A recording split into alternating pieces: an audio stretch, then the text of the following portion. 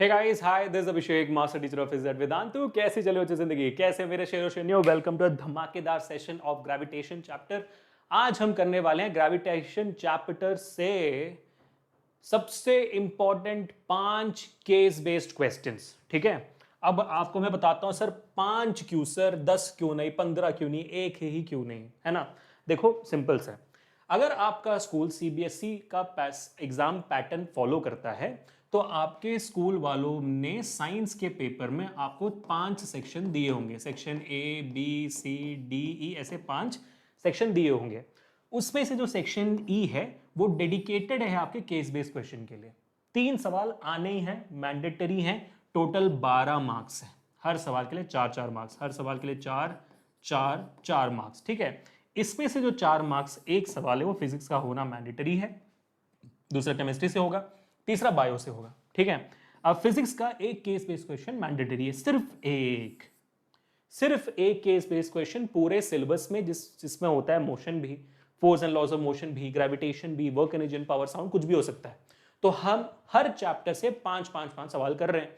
Total हम करने वाले हैं 25 सवाल, केस बेस्ड क्वेश्चन के 25 सवाल करने वाले हैं हर चैप्टर को मिलाकर। उन 25 में से आप गेस कर सकते हो, अच्छा एक ही तो आना है, तो इन 25 में से ही आएगा मोस्ट प्रॉब्ली, इसके बाहर तो नहीं आ सकता, या तो सिमिलर और आईटी आएगी, बाहर से कुछ नहीं आ सकता आपको। तो हमारे हर केस बेस्ड क्वेश्चन के सेशन को देख लेना भाई साहब। आज हम ग्रेविटेशन के 5 कर रहे हैं। ग्रेविटेशन के जो केस बेस्ड क्वेश्चंस होते हैं वो थोड़े इजी थोड़े हार्ड होते हैं। आज सारे वैरायटी करेंगे, ठीक है बेटा। चले शुरू करें। तो वीडियो अच्छा लगे तो भूलने का नहीं, hit the like button, share this video and subscribe to the channel as much as possible and let me know in the comment section आपके लिए ऐसा ही वर्क एनर्जी पावर के लिए बना ले क्या, क्योंकि motion, force and laws of motion का हो गया, ग्रेविटेशन का बना रहे हैं, वर्क एनर्जी पावर के लिए बना ले कि नहीं, बताना कमेंट्स में। और साथ ही साथ आपको यह भी याद दिलाना चाहूंगा कि इस पूरे सेशन का पीडीएफ और एब्सोल्युटली फ्री आपको हमारे टेलीग्राम चैनल पर मिल जाएगा, जिसका लिंक डिस्क्रिप्शन में है। और अगर आप मेरी तरह क्रिएटिव हो, क्यूरियस हो कि क्या 60 सेकेंड्स में मैं कोई भी टॉपिक कंप्लीट कर सकता हूं और 60 सेकेंड्स के वीडियोस के 15 वीडियोस बना लूं और पूरा सिलेबस खत्म हो जाए, पूरा चैप्टर खत्म हो जाए, हो सकता है क्या? अगर जानना है तो वेदांतु 9th एंड फिजिक्स का एक और मेरा अपना चैनल है जिसका लिंक डिस्क्रिप्शन में है, उसमें देखना, मैंने क्लास 9 का ग्रेविटेशन खत्म कर दिया है सिर्फ शॉर्ट्स के थ्रू। अगर वो अच्छा लगे तो उस चैनल को सब्सक्राइब जरूर करिएगा। आगे बढ़ते हैं भाई साहब, फोड़ते हैं। पहला सवाल आपके सामने हो गया। केस बेस्ड क्वेश्चंस के लिए मैंने बहुत बार मेरे बच्चों को बताया हुआ है। इनफैक्ट अगर आपने मेरा motion and forces and laws of motion का सेशन देखा हुआ है तो आपको पता ही होगा, मैंने कहा था आपको कि केस पढ़ने का नहीं पढ़ने का केस, पहले सवाल पढ़ने का। केस कैसा होता है? इंग्लिश का अनसीन पैसेज जैसे होता है, ठीक है। अनसीन पैसेज में उस पैसेज को पढ़कर फिर सवाल पढ़ते हो और सवाल का जवाब आपको पैसेज में ढूंढना होता है। साइंस के केस बेस्ड क्वेश्चंस ऐसे नहीं होते 99% of the time. 99% of the time आपका जो सवाल होता है उसका जवाब का फॉर्मूला आपको पता होता है, कॉन्सेप्ट पता होता है, आप डायरेक्टली कर सकते हो। अगर सवाल पढ़कर लगे कि नहीं बबुआ इसके लिए तो पैसेज पढ़ना पड़ेगा, तब जाकर पढ़ना, वरना वक्त बर्बाद मत करना। तो हम अभी वक्त बर्बाद नहीं करेंगे, सीधा सवाल करेंगे। सवाल दिखाओ भाई। Gravitational force does not depend upon, किस पे डिपेंड नहीं करता है? मास ऑफ द ऑब्जेक्ट पे डिपेंड नहीं करता है, सेपरेशन बिटवीन ऑब्जेक्ट पे डिपेंड नहीं करता है, चार्जेस ऑन ऑब्जेक्ट्स पे डिपेंड नहीं करता है, कि नन ऑफ द अबोव है? बताइए, इसके लिए आपको पढ़ने की जरूरत है केस? नहीं ना, क्योंकि ग्रेविटेशनल फोर्स का फॉर्मूला होता है capital G capital M small m upon are square. इसमें हर एक चीज पे डिपेंड करता है। वो मासेस ऑफ द ऑब्जेक्ट पे डिपेंड करता है, सेपरेशन बिटवीन यानी कि आर जो होता है डिस्टेंस बिटवीन टू ऑब्जेक्ट्स होती है, उस पर डिपेंड करता है। चार्जेस ऑन ऑब्जेक्ट, ये क्या होती है भाई? पॉजिटिव चार्ज नेगेटिव चार्ज पे तो ग्रेविटेशनल फोर्स डिपेंड करता ही नहीं। तो ये हो गया आपका option C, it does not depend upon charge of an object. बढ़िया, पढ़ना पड़ा केस? नहीं ना, यही तो ट्रिक है केस बेस्ड क्वेश्चन करने का, यही ट्रिक है। लेकिन ट्रिक ये भी है कि कॉन्सेप्ट पता होना चाहिए। अगर आपको ग्रेविटेशन चैप्टर ही नहीं आता है तो ना आप केस बेस्ड क्वेश्चन करिए ना एसेशन रीजनिंग करिए, आप पहले चैप्टर कंप्लीट करिए, उसके बाद case based question, assertion reasoning दोनों बहुत इजी लगेंगे, ठीक है। क्वेश्चन 2 सेम केस से, force of gravitation varies with masses of object as, अच्छा, product of masses, sum of masses, difference of masses, none of the above. भाई अभी मैंने फॉर्मूला लिखा कि gravitation force is equal to G M M upon are square, multiplication है ना, product of masses है, तो हाँ भाई प्रोडक्ट ऑफ मासेस होगा। हाय हाय, दया नहीं आती आपको ऐसे सवालों में। 4 मार्क्स बस फेंके गए हैं आपको लपेटने के लिए। तीसरा सवाल, When mass of one body is doubled, then force of gravitation will become. When mass of one body is doubled, तो आपका ग्रेविटेशनल फोर्स का फॉर्मूला क्या है? अभी लिखा हमने capital G capital M small m upon are square. इनमें से एक मास को हमने डबल कर दिया, तो क्या होगा? मास भाई फोर्स भी डबल हो जाना चाहिए आइडियली, है ना? तो ग्रेविटेशनल फोर्स आपका मास डबल हो गया अभी 2mm अपॉन आर स्क्वायर। ये 2 सामने आ जाएगा तो आपका ग्रेविटेशनल फोर्स दुगना हो चुका है एज कंपेयर टू बिफोर। तो डबल हो गया होना चाहिए, will become double, option B बिल्कुल सही। लड्डुत्वः कहते हैं इसको संस्कृत में, लड्डुत्वः सवाल। Next question, two object. देखो आपको केस बेस्ड क्वेश्चन में ऑब्जेक्टिव भी आ सकता है, सब्जेक्टिव भी आ सकता है, इसलिए मैं 3 सवाल ऑब्जेक्टिव करवा रहा हूं, एक सवाल सब्जेक्टिव करवा रहा हूं ताकि आपको दोनों की प्रैक्टिस हो जाए, ठीक है? और मैं सबका सोल्यूशन भी लिख रहा हूं ताकि आपकी प्रैक्टिस अच्छे से हो जाए बेटा, ठीक है? तो इसलिए मैं कह रहा हूं अगर वीडियो अच्छा लगे तो make sure to hit the like button, share this video, क्योंकि यार आप लोग के लिए सारी चीजें फ्री हैं, मेरे लिए बहुत वैल्यूएबल है, ठीक है? Two objects of masses 10 kg and 20 kg separated by distance 10 meter. What is gravitational force between them? काफी अच्छा सवाल है, ठीक है? एक मास 10 kg का, दूसरा मास 20 kg का, इन दोनों के बीच में डिस्टेंस है 10 मीटर का और बाकी सारे यूनिट्स बराबर अपने SI यूनिट्स में ही हैं। तो अभी हमें इसका जवाब निकालना है।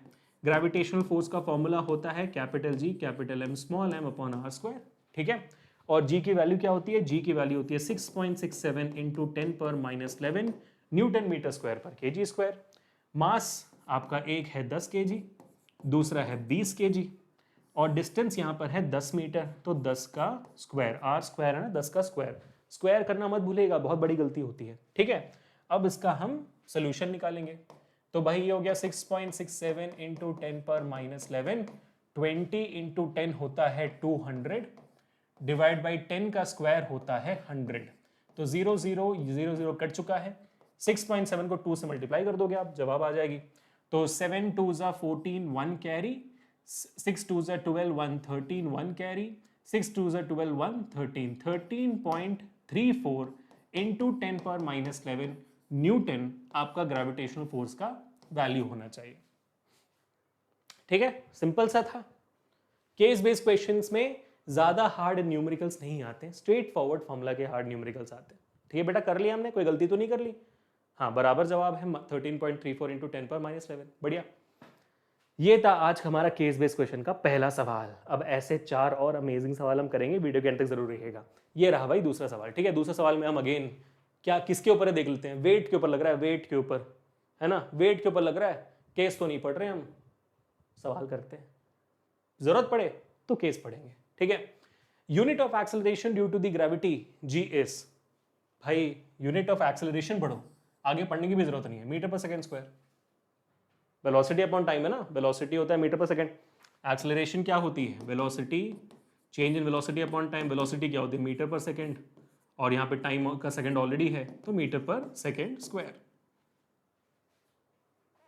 Unit of acceleration is metre per second square. अब वो ग्रेविटी की वजह से एक्सेलरेशन हो, किसी की वजह से, वो क्या फर्क पड़ता है? सही है, क्योंकि एक्सेलरेशन ड्यू टू ग्रेविटी भी तो एक्सेलरेशन ही है, कुछ और थोड़ी है ना? तो मीटर पर सेकंड स्क्वायर सही जवाब है। अब देखो बच्चों, मेरे को गलत मत समझना, मैं जब कहता हूँ केस ना पढ़ने के लिए, क्योंकि मेरा एक्सपीरियंस रहा है केस बेस्ड क्वेश्चन से कि आपको केस पढ़ने की जरूरत नहीं पड़ती, मैं आपका वक्त बचाने के लिए कह रहा हूँ। लेकिन फिर भी मैं आपको जरूर ये सजेस्ट करूंगा, एडवाइस भी करूंगा कि पेपर के हो जाने के बाद आप एक बार केस को जरूर पढ़िएगा, ताकि आपके जवाब के ऊपर आपको कॉन्फिडेंस और आ जाए, ठीक है? मैं सवाल करते वक्त पढ़ने के लिए नहीं कह रहा हूं, क्योंकि आपका वक्त वहां पे बहुत बच जाएगा और जहां पर आपको एक्चुअली वक्त बिताना पड़े, कोई टफ सवाल हो, वहां पर आप वो वक्त बिता पाओगे, ठीक है? चलो second question, direction of weight of any object is. Direction of weight, भाई हर एक ऑब्जेक्ट का वेट का डायरेक्शन किस डायरेक्शन में होता है? वेट क्या होता है? फोर्स होती है, वेट ग्रेविटेशनल फोर्स होती है, वेट, है ना? वेट का डेफिनेशन क्या है? The gravitational force on an object. ये आपका ऑब्जेक्ट है और हमारा अर्थ इसको जिस फोर्स से नीचे खींच रहा है वही आपका ग्रेविटेशनल फोर्स भी होता है, वही आपका वेट भी होता है। तो वेट का डायरेक्शन कहाँ होता है? Always towards the centre of the अर्थ, क्योंकि भाई अर्थ ही है जो वेट है हमारा, है ना? तो towards the centre of the earth, option है बिल्कुल सही, बिल्कुल सही। Third question, which of the following has same unit? Mass and weight, बिल्कुल नहीं। मास का होता है केजी, वेट का होता है न्यूटन। वेट एंड फोर्स, हाँ वेट का होता है न्यूटन, फोर्स का भी होता है न्यूटन, क्योंकि वेट तो ग्रेविटेशनल फोर्स ही है। वेलोसिटी एंड एक्सेलरेशन नहीं, मीटर पर सेकंड, और एक्सेलरेशन होता है मीटर पर सेकंड स्क्वायर, ये भी नहीं है, ये भी नहीं है। नन ऑफ दिस तो बिल्कुल नहीं है। न्यूटन इनका वेट सेम होता है, वेट और फोर्स का यूनिट सेम है, मजा आएगा वहां। Last question from this round, differentiate between mass and weight. इनके बीच में डिफरेंशिएशन क्या है भाई साहब, क्या है, क्या होता है मास, क्या होता है weight. The amount of matter inside an object is called as the mass of an object. Weight is the gravitational force on any object from the earth is called as the weight of an object. Mass का unit होता है KG, wait का होता है Newton. सही, wait का formula होता है मिंटू जी, मास का कोई फॉर्मूला ही नहीं होता बबुआ। मास स्केलर क्वांटिटी होती है, वेट वेक्टर क्वांटिटी होती है, इतनी सारी चीजें। बस मजा आ गया, ठीक है। चलो तीसरा केस में आ चुके हैं हम। दूसरा केस हमने तो भाई 2 मिनट में कर लिया मेरे ख्याल से। भाई 10 मिनट के अंदर हमने 2 केसेस कर लिए हैं। मजा आ गया देखकर मेरे को, क्योंकि भाई 10 मिनट के अंदर आपने 8 मार्क्स कमा लिए, which is not a small thing. अभी आने वाले 10 मिनट के अंदर और ये 3 केस बेस्ड क्वेश्चन करने की कोशिश करते हैं। और ये केस देखकर लग रहा है कि भाई मेरे को ये आर्किमिडीज प्रिंसिपल के ऊपर है, तो देखते हैं आर्किमिडीज प्रिंसिपल हमारा कितना स्ट्रांग है। पहला सवाल, the upthrust of the body is equal to what. The upthrust, हाँ, what is Archimedes principle? Archimedes principle states that the bind force when an object is actually immersed fully or partially inside an object. जब भी आप किसी object को किसी भी container के अंदर, ठीक है, पार्शियली या पूरा अंदर डालते हो, तो ये ऑब्जेक्ट कुछ पानी बाहर निकालेगा, है ना, पानी डिस्प्लेस करेगा। आप एक बाल्टी के अंदर अपना हाथ भी डालोगे तो पानी डिस्प्लेस होगी, correct. So then the amount of bind force on that particular object is equal to the weight of the fluid, weight of this fluid that object is displacing. तो जितना पानी बाहर आया उसका अगर आप वेट निकालोगे ना, तो भाई तो इस ऑब्जेक्ट का वेट से इक्विवेलेंट होगा वो, प्रोबेबली क्या, बिल्कुल इक्विवेलेंट होगा। या तो इन जनरल समझ लो, जितना फोर्स आपका पानी आपके इस ऑब्जेक्ट पे लगा रहा है उसको हम कहते हैं बाइंड फोर्स, ठीक है, जो ऊपर की तरफ है, वो बाइंड फोर्स से इक्वल होगा आपका wait of the water displaced. ये होता है आर्किमिडीज प्रिंसिपल। ये प्रिंसिपल इंपॉर्टेंट क्यों होता है, क्योंकि इसी प्रिंसिपल पे आपका शिप्स भी बनते हैं। देखो शिप्स क्यों नहीं डूबते, क्योंकि लोहे का टुकड़ा तो डूब जाता है। शिप्स क्यों नहीं डूबते, क्योंकि शिप्स को ऐसे बनाया जाता है कि पानी इतना फोर्स डाल दे शिप के ऊपर कि वो तैर ले। वो फोर्स कैलकुलेट की जाती है आपके इस बेसिस पे, ठीक है। इतना बाइंड फोर्स पैदा करो, और पैदा कैसे करते हैं वो शिप का शेप ही ऐसा बनाते हैं कि भाई इतना पानी डिस्प्लेस हो जाए जितना उस शिप को बाइंड फोर्स की जरूरत है। अब ये बाइंड फोर्स क्या होता है sir? The bind force is the upward force जो आपको पानी देता है। फॉर एग्जांपल, जैसे आप अपने भरे हुए बाल्टी में हाथ डालोगे तो आप डाल पूरा नहीं पाओगे, क्योंकि आपको पानी ऊपर की तरफ फोर्स डालेगा, थोड़ा सा डिफिकल्ट होता है ना, उसको हम बाइंड फोर्स कहते हैं। जो फोर्स आपके हाथों में लगती है वही फोर्स आपके शिप में, वही फोर्स आप पे भी लगती है जब आप स्विमिंग करते हो, ठीक है बेटा। तो the upthrust of the body is equal to the weight of the liquid displaced by the body. ये होती है आर्किमिडीज प्रिंसिपल। इसको मैं एक स्टेटमेंट में क्या क्या दिखाता हूं आपको सिंपल तरीके में। Archimedes principal states that when an object is partially or fully immersed in a liquid or in a fluid, the upthrust is equal to the amount of water or amount of fluid displaced by this particular object. खत्म, ठीक है। अब if the density of the object is more than the density of the liquid in which it is immersed, then ये आपके इस साल out of the syllabus है, क्योंकि density वाला पार्ट आपके सिलेबस में इस साल नहीं है, बट अगर होता इसका जवाब क्या होता, ठीक है।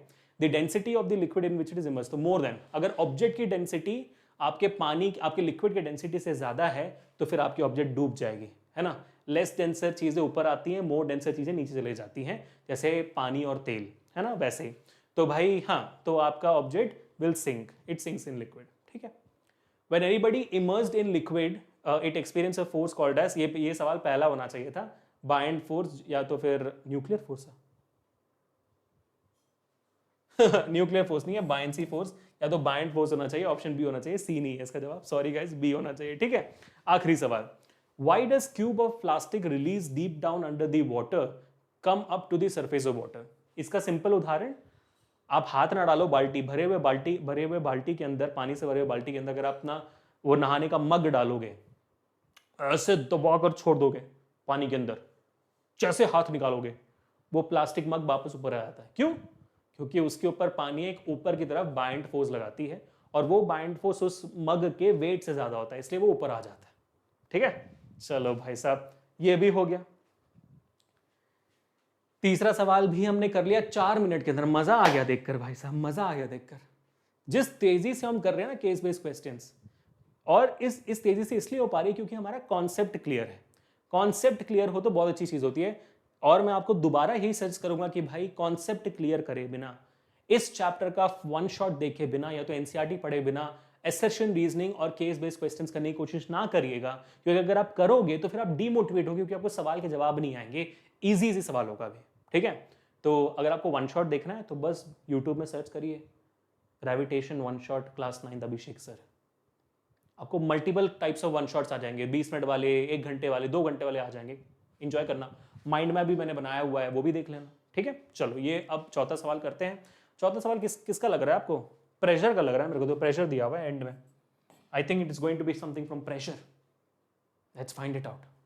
तो अब तक हमें एक भी सवाल नहीं मिला जहां पर केस पढ़ना पड़े, है ना। The SI unit of thrust is, thrust क्या होता है भाई? Thrust is the perpendicular force on an object, है ना। आपका थ्रस्ट क्या होता है? Thrust is the perpendicular force on an object. तो फोर्स हुआ तो फोर्स का SI यूनिट न्यूटन होता है। Newton C is the correct answer. बोलो बल्ले बल्ले। Second, we have two different areas A and B where A greater than B। ठीक है, हमारे पास दो डिफरेंट एरिया है, ये एरिया A है और ये एरिया B है। A is greater than B बोला ना इसलिए, ठीक है, A is greater than B, इसलिए मैंने A को बड़ा बनाया, B को छोटा बनाया। Then relation between pressure on A and pressure on B would be. तो भाई प्रेशर का फॉर्मूला क्या होता है? प्रेशर का फॉर्मूला होता है फोर्स अपॉन एरिया। ठीक है, तो प्रेशर और एरिया इनवर्सली प्रोपोर्शनल एक दूसरे से। तो क्योंकि area of A is greater than area of B, A का प्रेशर कम होना, A के ऊपर प्रेशर कम होना चाहिए। Pressure on area A should be pressure on less than pressure on area B, inversely proportional है। तो ये वाला ना B होना चाहिए ना, हाँ B, मजा। C, SI unit of pressure क्या होता है भाई? SI यूनिट ऑफ प्रेशर होता है पास्कल। ठीक है, अगर फॉर्मूला से जाओगे तो प्रेशर का यूनिट क्या होना चाहिए भाई? प्रेशर का फॉर्मूला क्या बताया हमने? Force upon area. तो फोर्स होता है न्यूटन, एरिया होता है मीटर स्क्वायर, न्यूटन पर मीटर स्क्वायर होना चाहिए, लेकिन इसको हम पास्कल भी बोलते हैं, जिसको हम PA से डिनोट करते हैं। प्रेशर PA से डिनोटेड होता है। ठीक है बेटा। D, both A and B। हाँ, न्यूटन मीटर पर मीटर स्क्वायर भी है, पास्कल दोनों ही है वहां पे। बढ़िया, A एंड B दोनों है, बिल्कुल सही। Last question of fourth case, the effects of forces of the same magnitude on different areas are different, true or false? of course, है ना। इसका बेस्ट इसका सवाल क्या पूछ रहा है, मैं आपको एग्जांपल से समझाता हूं। ठीक है, एग्जांपल ये है, अगर मान लो आपके पैरों के नीचे एक छोटा सा कांटा आ जाए, या तो छोटा सा एक नेल आ जाए, नेल, वो ब्रेक नहीं होता, आयरन नेल, मार्तुल से मारते हैं जो नेल, वो नेल आ जाए, कील आ जाए, कील, या तो एक कांटा आ जाए, तो पैर रखोगे तो बहुत दर्द होगा ना। लेकिन यार हम आपने लोगों ने ये भी देखा होगा कि भाई लोग जो है नेल के बेड पे लेट जाते हैं, या तो फिर ऐसे नेल के बेड पे पैर रखो तो कुछ नहीं होता। क्यों नहीं होता? पहले क्यों दर्द होता है, अब क्यों नहीं होता? वैसे ही सबसे इजी तरीका समझ, सबसे इजी तरीका, पेन, जो आपके पास पेन है, पेन के नोक से अगर आप ये करोगे तो दर्द होगा, लेकिन पेन के पीछे वाले भाग से करोगे कुछ नहीं होता। क्यों? सेम फोर्स लगाया मैंने यहां पे भी, क्यों नहीं होता? वही सेम चीज है प्रेशर, क्योंकि pressure is equal to force upon area. आप फोर्स दोनों केसेस में सेम लगा रहे हो, लेकिन जितने एरिया में प्रेशर, जितने एरिया में फोर्स लग रहा है उस पर डिपेंड करता है, क्योंकि भाई जितना ज्यादा एरिया होगा उतने ज्यादा एरिया पे आपका फोर्स फैल जाएगा, तो एक पर्टिकुलर एरिया पे ज्यादा फोर्स नहीं लगेगी। आपको दर्द कब होता है? आपको चुटकी काटते हुए दर्द क्यों होता है? क्योंकि एक छोटे से जगह पे बहुत ज्यादा फोर्स लगा दिया जाता है। अगर मैं यही चुटकी ऐसे लगाऊंगा तो आपको दर्द नहीं होगा। क्यों? क्योंकि मैंने पूरे एरिया पे फोर्स लगाया है, ज्यादा दर्द नहीं होता, फोर्स फैल गया, है ना। वही मैं कह रहा हूं यहां पर। तो हाँ भाई, फोर्स का जैसे आप एक्सपीरियंस करते हो डिपेंड करता है कितने एरिया पे आ रहा है। इसलिए कील पे जब पैर रखते हो दर्द होता है, कील के बेड पे पैर रखो दर्द नहीं होता, क्योंकि फोर्स डिस्ट्रीब्यूट हो जाती है। So it is a true statement. पांचवा सवाल, पांचवा केस, आखिरी केस आज का, और हम कोशिश करेंगे कि भाई आपको जो आज का ये आखिरी सवाल है, इसके आखिरी सवाल का, इसका जो डी पार्ट होगा वो आपको हम होमवर्क देते हैं। ठीक है। There is no atmosphere on the moon. This because gas molecules need a certain amount of force of attraction to be retained on a heavenly body. The force of attraction of the moon is less than the required force. Have no atmosphere can exist. ये मैंने क्यों पढ़ा? क्योंकि छोटा सा था और मेरे को पता कि जो सवाल आने वाला कोई रिलेशनशिप नहीं होगा इसके बीच में। देखो कैसे, the value देखो, the value of G on moon is dash times the that of the earth। दिया हुआ है? नहीं दिया हुआ, मेरे को पता है, लेकिन आपको पता है इसका जवाब है ना, the value of G on moon is 1/6 of that of the earth. हमें पता है ना कि आपका जो weight of the object on moon है वो आपके अर्थ पे जो आपका वेट है उसका 1/6 होता है। वेट का फॉर्मूला क्या होता है, mass into acceleration due to gravity, mass into acceleration due to gravity. तो मास तो दोनों जगह सेम होते हैं, acceleration due to gravity on moon अलग होगा अर्थ से, क्योंकि भाई ऑफ कोर्स है, मून का रेडियस अलग है, मास अलग है, सब कुछ अलग है, तो अलग अलग होगा। तो मास मास कट गया, आप देखोगे acceleration due to gravity on moon, value of G on moon is 1/6 of the value of G on earth. तो ऑप्शन डी होना चाहिए। बढ़िया। B, mass of the moon is that of earth. पता है हमें मून अर्थ से छोटा है, उसका मास कम होगा यार। दूसरा कि भाई पैसे से रिलेटेड ही नहीं है। If the weight of an object is 60 kgf on earth, then its weight on moon is, अभी हमने निकाला weight of the object on moon is equal to 1/6 of the weight of the object on earth। तो 1/6 अर्थ पे उसका wait 60 kg है, 60 kgf है, kgf is kilogram foot which is basically equal to newton. समझ सकते हो, उसको इंटू जी कर लोगे तो वैल्यू न्यूटन में आ जाएगी, बट जवाब भी आपको kgf में दिया हुआ तो चलता है, इट्स फाइन। तो 6 10 हो जाएगी, तो 10 kgf आपका वैल्यू होना चाहिए है। हाँ, ए ऑप्शन ही है। सी भी हो गया भाई, डी आपका, अरे डी था, अरे ये क्या हो गया, डी था ही नहीं, होमवर्क नहीं दे पाया आपको। ओए होए होए, ये तो बबुआ हो गया हमारे साथ। बट कोई बात नहीं, आपका होमवर्क आज का ये है कि भाई इस पूरे सेशन का पीडीएफ को हमारे टेलीग्राम चैनल से उठा लेना, लिंक डिस्क्रिप्शन में टेलीग्राम चैनल का। साथ ही साथ हमारे Vedantu 9th and physics channel को भी सब्सक्राइब कर लीजिएगा इस चैनल के साथ। यही आज आपका होमवर्क है, ठीक है बेटा। वीडियो अच्छा लगे तो make sure to hit the like button, also comment down below as well. और मुझे बताना कि भाई अगर आप मुझसे पर्सनली कनेक्ट करना चाहते हो तो abhishek_vedanta मेरा इंस्टा आईडी भी है। और इसी के साथ बच्चों, मुझे बहुत मजा आप लोगों के साथ टॉप 5 केस बेस्ड क्वेश्चन करते हुए। मुझे पता है कि ये ऐसा वीडियो जा रहा है, बट मैं फील कर पा रहा हूँ कि मैं एक लाइव सेशन में हूँ। क्लास 9 का जलवा ही ऐसा है भाई, है ना जलवा आपके। मिलते हैं नेक्स्ट सेशन में, तब तक फोड़ते रहो। Peace people.